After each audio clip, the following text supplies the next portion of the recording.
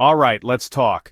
You matched with her, or you got her number, high five, you're feeling pretty good. So you whip out your phone ready to charm her pants off, metaphorically speaking.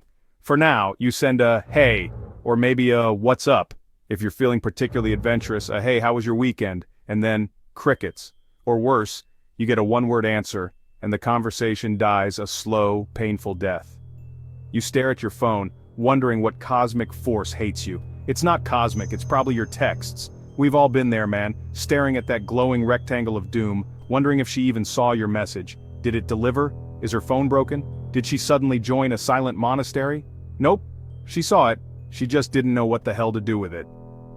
Your hey landed with the thud of a wet sock. It's the digital equivalent of shuffling your feet and mumbling at the floor. But don't worry, we're gonna fix this. Let's get one thing straight, right off the bat. Texting is not the relationship, it's not the date, it's not even the pre-date, really. Texting is the goddamn to the date. It's the bridge you build to get from random person she matched with to guy she's actually considering spending real-life time with. That's its job, nothing more, nothing less.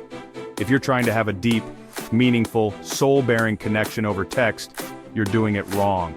You're setting yourself up for failure and a very sore thumb. Think of it like this. You wouldn't try to cook a 7-course meal using only a microwave, right? Texting is your microwave. It's good for reheating things, quick snacks, and in this case, setting up the actual meal, the date. You want to be efficient. You want to be effective. Okay, so we know texting is the invitation, not the main event. Now, how do you write an invitation that doesn't suck? It boils down to a few key things. Let's call it the holy trinity of texting that actually works. Humor, confidence, and the crucial art of not being a creep. Get these 3 things working together, and you're already miles ahead of most dudes fumbling with their phones. It's not rocket science, but it does require a little bit of self-awareness. Shocking, I know. First up, humor. Women like guys who can make them laugh. Groundbreaking, right? But it's true. A little lightheartedness, a witty observation, a playful tease, these things go a long way. It shows you don't take yourself too seriously. It makes the interaction fun. But, and this is a big but, your humor shouldn't be at her expense, unless it's clearly playful and she's in on it. And for God's sake, avoid offensive jokes or anything that makes you sound like an idiot. Think charmingly funny, not locker room clown. Next, confidence. Texting showdown, the good, the bad, and the dude. Seriously? Let's get practical. Examples. Because theory is nice, but seeing this stuff in action, or inaction, is where the learning happens. You need to see what works, what falls flat, and what makes women want to throw their phones into the nearest active volcano. We're talking about the difference between getting a date and getting ghosted so hard you'll think you're in a paranormal activity movie. Pay attention, because this is where many guys crash and burn spectacularly. Bad text exchange example number 1, the interviewer, him, hey, her, hi, him, how are you, her, good, you, him, good, what are you doing, her, just watching TV, him, cool, what show, this is painful. It's like pulling teeth, there's no spark, no personality, nothing, he's just lobbing generic questions. She's giving polite, short answers. This conversation is dead on arrival, he's not adding any value.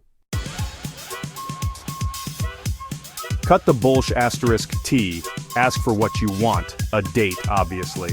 Alright, you've managed to not be a complete weirdo. You've exchanged a few messages, maybe shared a laugh or two. She hasn't blocked you. Congratulations, you've passed the initial screening. Now what? This is where so many guys falter. They get comfortable in the texting zone.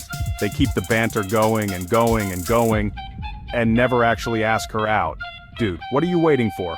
A sign from the heavens? Her to ask out? Don't hold your breath. The point of all this witty repartee and charming digital charisma is to meet her in the real world, remember? So, when the conversation is flowing, when you've built a little connection, that's your window. Don't let it close. You need to be direct, not aggressive, not demanding, but clear. The art of not F asterisk. Seeking up the timing and reading the damn room. Timing, my friend, is everything. Not just in comedy but in texting too. Knowing to text, how often to text, and when to make your move is a subtle art. Screw it up, and you can kill a promising connection before it even starts. It's about reading the room, even when the room is just a tiny chat window on your phone. This isn't about playing games, it's about being socially aware and respectful of her time and interest level. First, let's talk about initial response times. You don't need to reply a nanosecond after she texts you. That can come off as a bit much, like you've been sitting there, phone in hand, just waiting. Give it a little time. Get off your phone and into her life. The real goal, remember? So we've covered a lot of ground, from avoiding the hate trap to crafting the perfect date invitation. But let's bring it all home. What's the ultimate point of all this texting wizardry? It's not to become a texting Casanova. It's not to have a phone full of witty exchanges that go nowhere. The real goal, the only goal that actually matters, is to get off your damn phone and build a real connection with someone. In person, face to face. Where you can actually see if there's chemistry beyond the screen. Texting is a tool, a stepping stone. It's a necessary evil in modern dating, maybe. But it's not the destination. If you find yourself spending more time crafting the perfect text than you do actually living your life or planning real interactions, you've lost the plot. The best texters are often the ones who use it efficiently to get to the good stuff, the actual human connection. They don't get bogged down in endless digital chatter. They understand that the real sparks fly when you're sharing an experience, not just emojis. Remember, confidence comes from action, not from hiding behind a screen. The more you put yourself out there, the more dates you go on, even the bad ones, the better you'll get at all of this. Texting skills are part of it, sure, but they're in service of something bigger. They're about opening doors. What you do once you walk through that door is a whole other ballgame, but you can't even play if you can't get the invitation right.